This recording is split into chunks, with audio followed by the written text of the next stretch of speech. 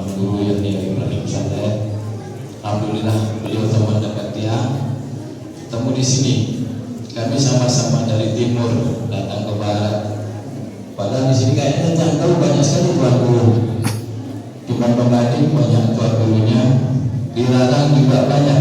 Dan alhamdulillah ini karena Allah dan mudah-mudahan karena kebaikan beliau, karena keilmuan beliau, pada hari ini beliau diundang ke Dusun Montong Berora, wilayah Kecamatan Terara. Yang saya muliakan, yang banggakan, yang terhormati Bapak Kades Lalang Indo, yang terhormati Bapak Babinsa, para kawir, tokoh agama, tokoh masyarakat yang kau hormati juga, adik-adik, alhamdulillah yang tadi sudah menunjukkan prestasinya. Mudah-mudahan ke depan tambah ditingkatkan, nanti bisa hafal Quran 30 juz, sehingga kemudahan untuk melanjutkan pendidikan didapatkan dari pemerintah. Yang terhormati Bapak dan Ibu masyarakat Montong Berora, mudah-mudahan belum semua dicari sehat walafiat, panjang umur, dimurahkan rezeki, dan mudah-mudahan ke depan juga dusun ini lebih maju dari apa yang kita lihat sekarang ini. Mari kita sama-sama panjatkan puja puji syukur kita kehadirat Allah Subhanahu wa Ta'ala, yang karena nikmatnya, karena rahmatnya kita diizinkan berkumpul pada hari ini dengan nikmat sehat, nikmat kesempatan, nikmat yang lebih kita syukuri. Kita didatangkan orang yang berilmu, Al-Mukarram, yang insya Allah hari ini akan memberikan tausiahnya kepada kita, yang mudah-mudahan akan meningkatkan kecintaan kita ke Rasulullah dan meningkatkan keimanan kita umumnya untuk masyarakat Montong Berora. Selawat dan salam sama-sama kita aturkan ke junjungan Nabi besar Muhammad SAW. Mudah-mudahan kita semua di sini dianugerahkan rasa cinta yang luar biasa kepada Rasulullah, dan kelak di hari kemudian kita diberikan syafaatnya. Amin ya rabbal alamin. Mungkin lewat kesempatan ini yang tidak banyak bicara, tapi lebih utama mungkin dia memperkenalkan diri. Tumben ke sini, walaupun tadi sudah dipanggil nama dia, belum cukup untuk kita kenal. Yang ulangi pada kesempatan ini yang pakai memperkenalkan diri, nama Tanwirul Anhar SD, yang lahir dan besar di Pancor. Insya Allah kalau Pancor semua orang tahu karena pusat pendidikan di sana.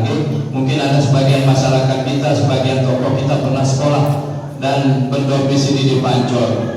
Yang lahir di Berbi pada tahun 1971, pindah-pindah sampai akhirnya sekarang terakhir di Sawim, Kelurahan Maji, di tempat yang tinggal. Alhamdulillah sekarang saya jadi DPR periode ketiga. Dia 2 periode dulu di dapil 1 lewat Partai Keadilan Sejahtera, di periode ketiga di dapil 2 di tempat Al-Mukarram, Sakra dan Sakra sampai Jewaru. Kenapa di dapil 3? Dulu yang di periode kedua dipecat sama PKS di PAW karena mendukung Pak Sukiman. Pengurus partai datang ke rumah, tanya, Pak Taler, mau dukung Pak Sukiman apa mau dipecat? Dia bilang pilih dipecat. Kenapa? Partai ini banyak, berapa belas ada partai. Bahkan sekarang banyak sekali yang juga muncul baru, tapi ada yang lulus, ada yang enggak. Jadi kalau Pak Sukiman ini hanya 1 orang yang bilang. Mungkin ada namanya Sukiman yang lain, tapi yang berkarakter seperti beliau ini, yang soleh, yang sosial, yang cinta kepada rakyat, ini cuma 1 orang, hanya Pak Sukiman yang dia kenal. Sehingga yang pilih Pak Sukiman, lepas partai, akhirnya di akhir masa jabatannya dipecat. Ternyata setelah kontestasi politik selesai, Pak Sukiman jadi bupati. Musuhnya tidak jadi yang didukung oleh partai, dia tidak jadi dia. Alhamdulillah akhirnya nyalon lagi lewat Partai Bulan Bintang di dapil 2. Kenapa tidak di dapil 1 Pak Tanwir? Tidak ada yang mau nyalon sama dia, tidak berani kalah katanya. Akhirnya daripada tidak ada teman, takut tidak cukup suara, lagi ke dapil 2. Alhamdulillah terpilih lagi dengan suara tertinggi walaupun di wilayah orang. Ini sedikit politiknya, nggih. Yang kedua, Bapak Ibu Al-Mukarram, Bapak Tuan Guru yang dihormati, Bapak Kades yang dihormati, hari ini kenapa kok cuma saya sendiri di masjid ini yang dari anggota DPRD-nya? Di dapil 3 ada Pak Asmat dari Sikur, orangnya sangat baik namanya Pak Asmat ini, teman dari PKS dulu. Ada Pak Muhammad Yusri dari Kota Raja, ada lalu Muhammad Ali dari Gelora, ada Pak Saprudin, terus dari Brigadir ada Pak Amrul Jihad dan yang lain-lain. Dapil 3, Pak Tanwil dapil 2. Kenapa yang dapil 2 ada di sini, yang dapil 3 nggak ada? Ini kejadian yang sering.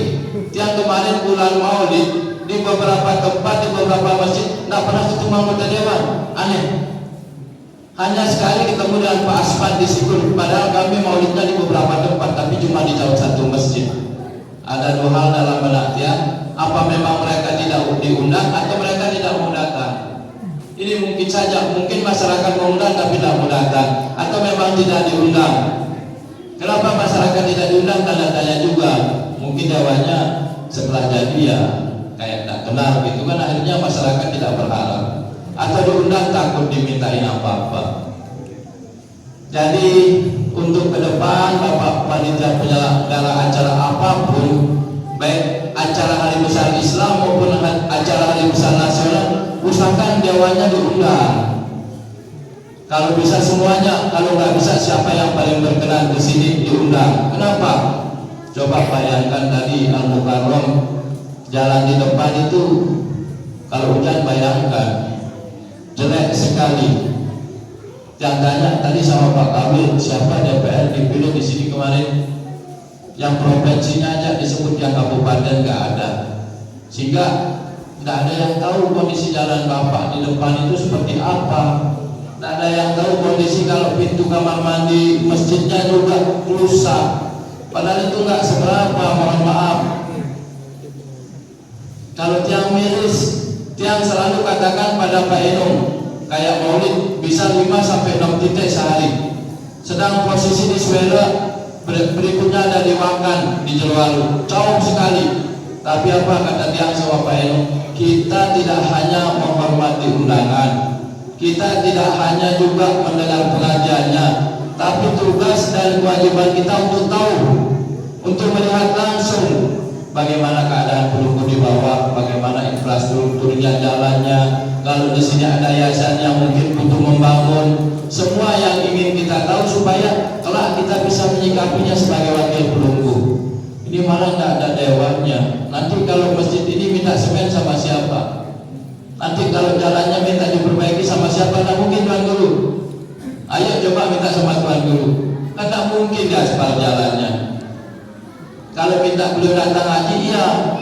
Nah makanya kan serahkan sesuatu itu pada ahlinya. Ketika Tuan Guru di sini, anggota dewannya juga di sini, baik yang kabupaten maupun provinsi, sehingga pelunggu bisa curhat. Oh ini keadaan kami, mohon maaf, masjid kami seperti ini kamar mandinya, rakyat kami banyak yang belum dapat pekerjaan dan sebagainya, sehingga bagaimana solusi ke depan, itulah fungsi anggota dewan yang pelunggu undang. Nah mungkin tidak ada yang dipilih secara signifikan dulu, tapi walaupun begitu insya Allah kalau kita undang, kita bisa curhat, bisa kita salurkan apa yang menjadi kebutuhan masyarakat kita di sini. Ini pentingnya anggota dewan diundang, bukan sekedar ikut duduk-duduk, bukan sekedar ngaji, bukan sekedar dikasih sambutan, tidak. Tapi peran dan fungsi anggota dewan ini perlu. Yang dapil 2 kenapa diundang ke dapil 3? Alhamdulillah yang diundang ke dapil 3 berarti yang dipercaya sama masyarakat. Kemarin tahun 2022 7 aspirasinya di Kecamatan Terada. Tanya Ibu Kades Terada, tanya Pak Kades Karyanyar, tanya Suradadi, tanya Mbok Raja, tanya Mbok Pandandure, udah yang kasih.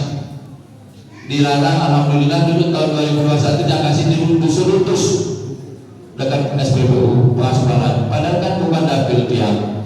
Kenapa masa nggak bisa perlu dekati orang-orang yang dapil 3 ini? Jangan kasih rusak jalan di depan. Jangan sampai hal kecil itu, kamar mandi besok mana ketua pengurus masjidnya tolong diperbaiki, minta biayanya di tiang.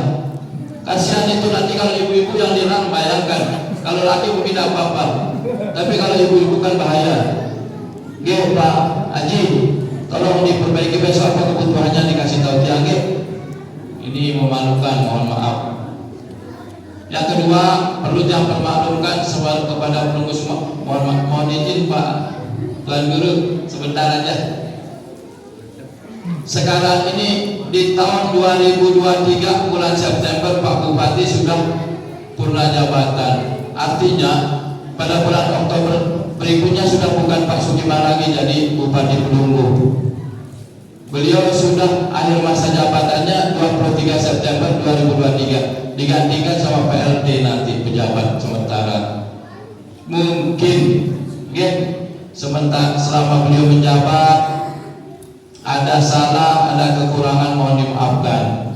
Kalau ada janji-janji beliau di masa lalu, baik pada saat kampanye atau mungkin pernah bertemu sama Pak Kades atau Pak Kabul lalu janji, insya Allah nanti di Montong Brore kita akan apakan misalnya jalannya atau apanya, terus tidak bisa terlaksana sampai akhir masa jabatannya.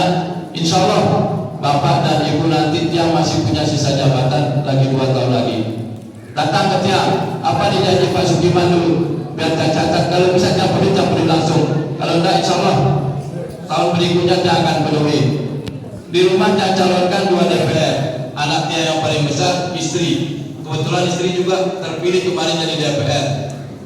Ada 2 orang tempat penunggu, minta nanti segera lalu di posisi urutan sini 2 DPR insya Allah.